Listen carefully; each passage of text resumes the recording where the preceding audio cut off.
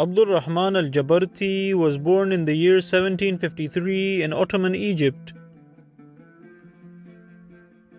During his youth, he memorized the Quran and studied Islamic history, astronomy, mathematics, and engineering, and he eventually became a teacher at the Al-Azhar University.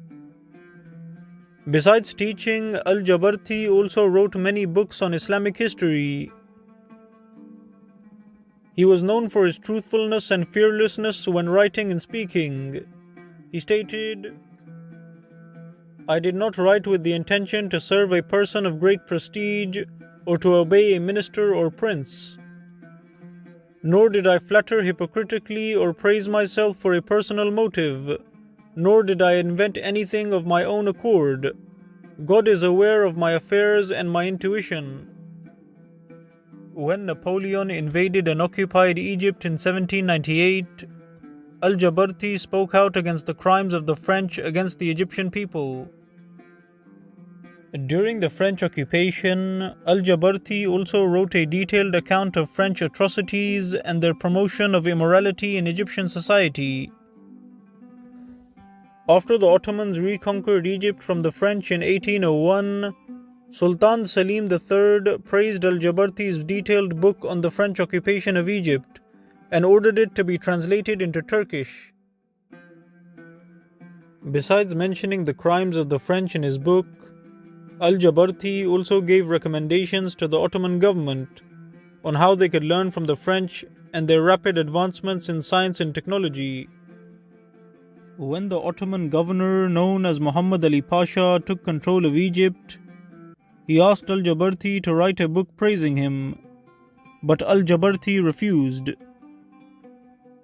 Instead, he began fiercely criticizing his corruption and tyranny. He stated, "Ali Pasha had the disease of envy, greed, and aspiration for people's livelihoods. He did not listen to any minister or wise advisor. Instead, he dismissed them all and killed most of them, and appointed slaves to the positions of great princes, and permitted them to do what they did. His new ministers oppressed the people and transgressed against them in courts.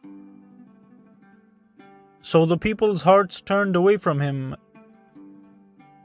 Then I knew that his state was bound to be destroyed."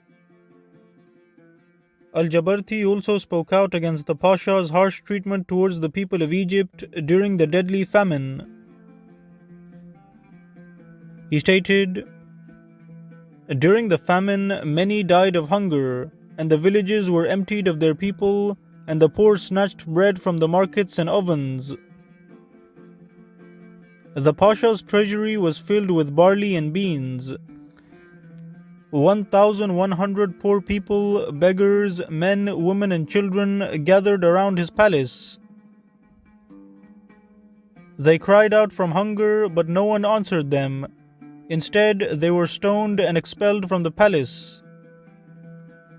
As a result of his criticism of Muhammad Ali Pasha, Al Jabarti's son was killed by the government.